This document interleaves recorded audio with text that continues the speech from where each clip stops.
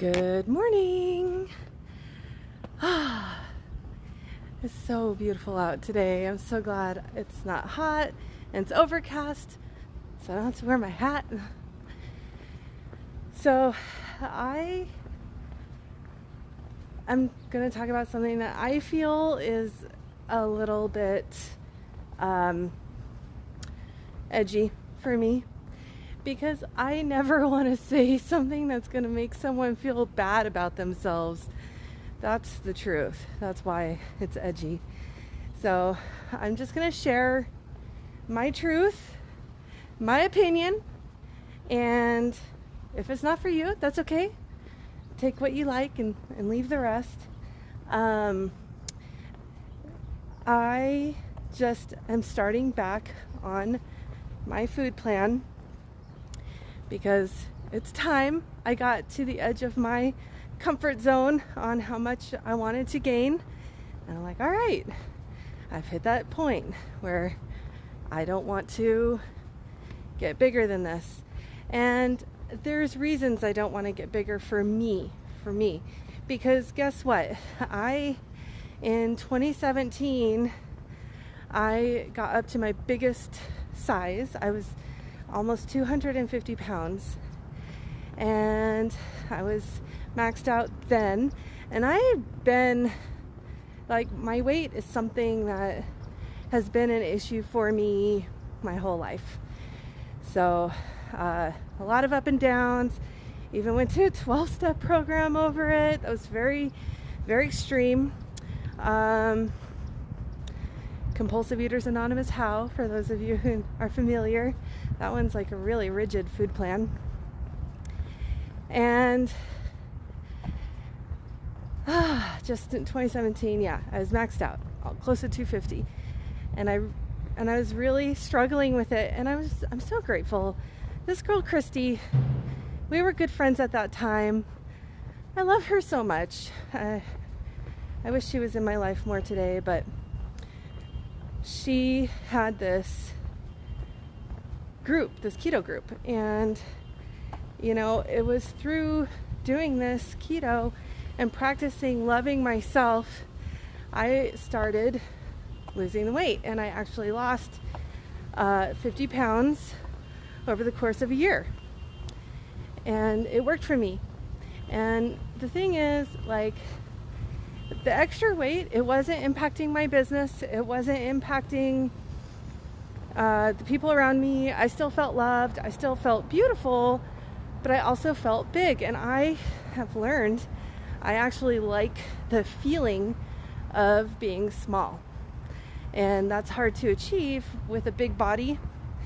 When I'm with a partner, if my body's literally bigger than theirs, then it's hard to feel small, and I like that feeling personally. And the other thing is health. Now, so this is where, like, there's controversy, right? There's the health, beauty at any size, health at any size. And if that is your philosophy, then good for you, because basically whatever you think is true, right?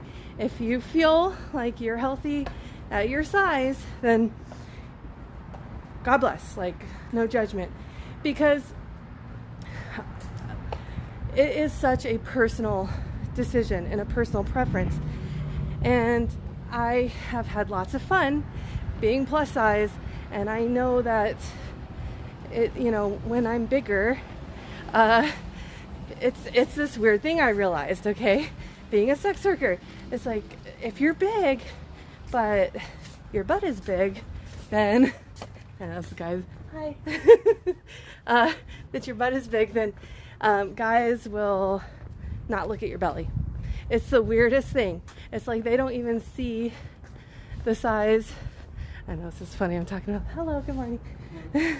It's like they won't even see the size of your belly because they're so busy looking at your butt.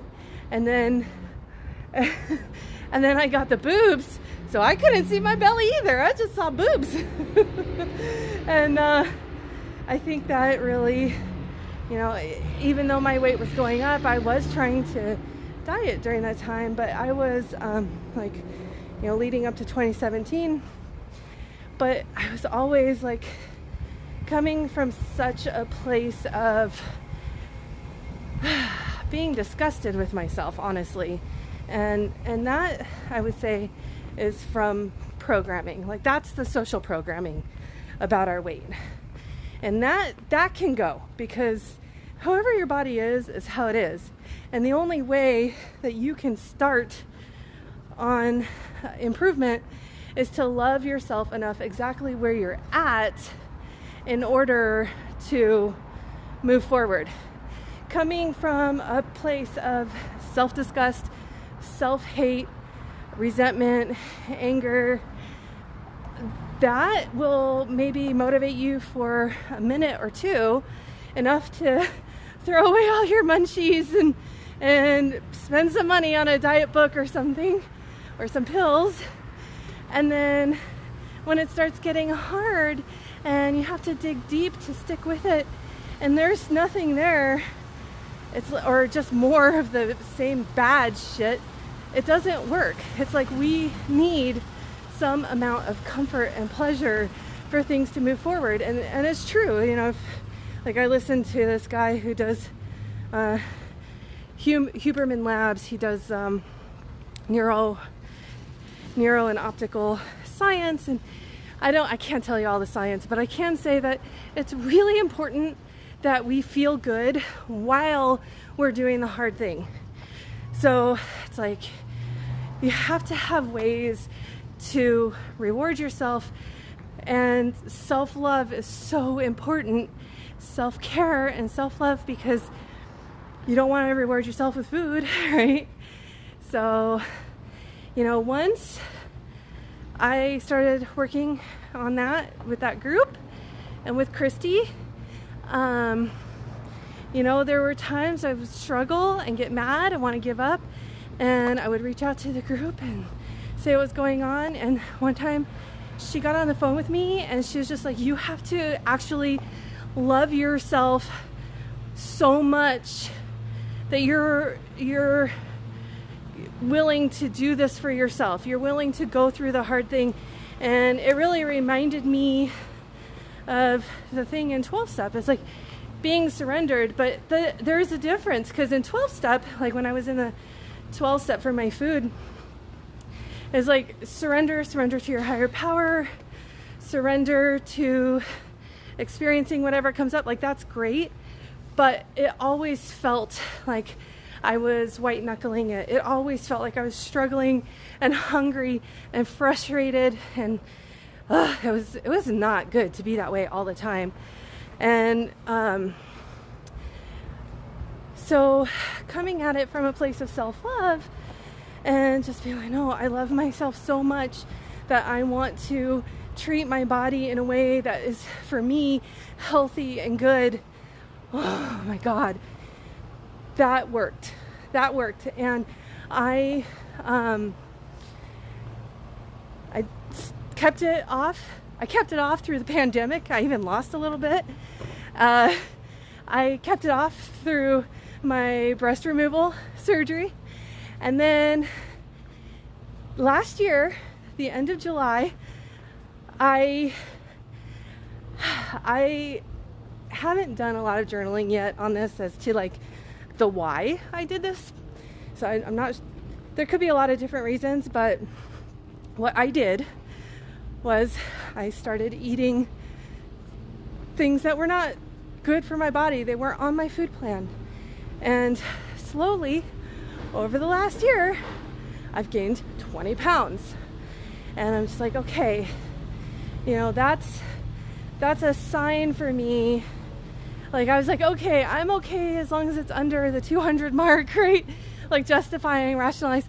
And then, oh, it's okay if it's just a little over 200, but then it hit over 205 at the end of last month. I went, no, this is not okay, because for me, I like that feeling. Like I said, I like feeling small when I'm with my partner. And the other thing is with the weight, I don't know that people realize, or maybe they ignore it, how much padding it adds. Now, trust me, there's a lot of pleasure soft people are comfy. If you're too hard, if you're too muscly and hard, it's not fun to cuddle. But there's this thing like, the beloved fupa, right? The padding that grows over the pubic bone. And it's like, how much deeper it gets when that's gone, especially if it's gone from both of you. Oh my Lord. It's like you're having sex with different bodies when you start losing that much weight. If you lose a substantial amount of weight, because you're able to be penetrated so much more deeply. It feels much deeper, even though it may only be 1 or 2 inches of actual fat or tissue. The sensation internally is that it's penetrating much deeper.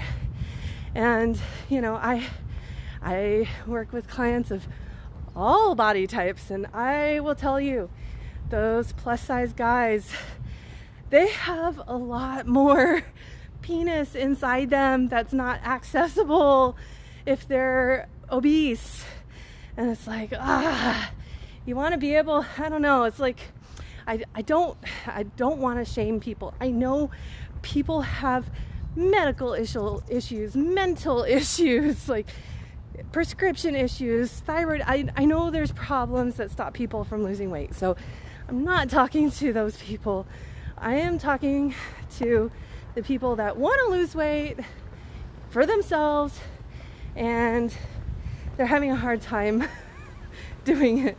And my message is, you have to come from self-love. So I weighed today, and my weight had gone up, and I was upset because I started, and I do the deal. I weigh and measure my food so I know what's going on, and so I can tweak it. And I had to do some work, and this is the hard work. This is part of the reason why I justified and rationalized letting my weight creep up. It's because it's a lot of work, and I didn't feel like I had the bandwidth. Like, being in school, number one, being in school takes a lot of bandwidth. Now I'm on a break from school right now because of the recovery from the surgery and now getting my feet underneath me, so I'm taking a break from school. Then what else was the issue? Well, these last few months, obviously recovering from surgery, I haven't wanted to put the stress on myself of trying to lose weight because I need to track shit, at least in the beginning, so I can get calibrated. Once I lost the weight and I was familiar with the foods and I could feel my body and be in touch with my body, I didn't need to track it anymore. But I know for me, if I truly want success, I need to see what is going in and how it makes me feel and how it's affecting my body. So I did that first, starting Monday and Tuesday, and then today I weighed myself and it was like, oh, my weight went up. Let me do some research. And lo and behold, my tracking app was not cooperating, and it was telling me too many calories, and so I had eaten too many calories. Maybe I also ate something that was inflammatory. I don't know yet, but the first thing is I need to dial in my macros, my calories, get that being tracked, and just see my weight be steady or go down a little bit. So that's my strategy. I kind of put it into phases, and I watch videos on YouTube. So basically, my other part of my strategy is that every time I eat, if I'm alone, I watch a video on YouTube about my food plan. So I pick keto, which that works for me. So I watch a video on keto. But whatever it is you're doing, if you do it, it'll work, right? So there's people moving people. So being in the mindset, in the work, and in the information really helps to stay consistent. And yeah, that's what I'm up to. My goal is to lose 2 pounds a week for the next 10 weeks. And, I'll be happy if it's 1 pound a week. And I'm really looking forward to it now.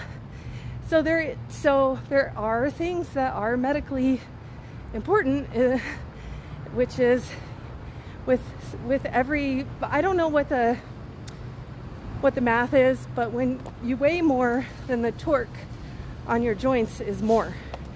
And with my hip being better, now my knee is bothering me.